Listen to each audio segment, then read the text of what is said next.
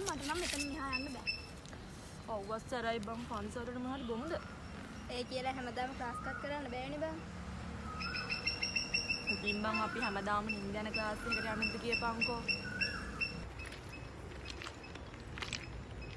මේ ඔයා අර සර් කියපු උද්දට පාඩම් කරාද?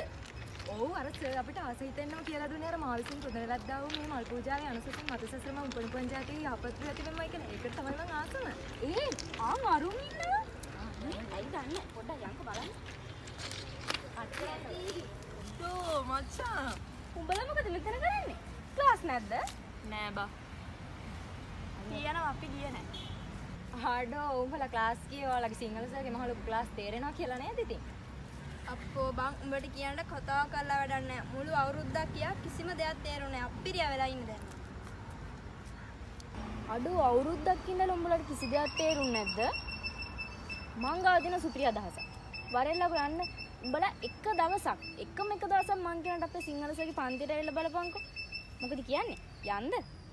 මොකද ඔව් බං අපි කියනවට එකම එක දවසක් අද විතරක් යන්කෝ අපේ ක්ලාස් එකට. එහෙනම් යන්නේද? යන්කෝ.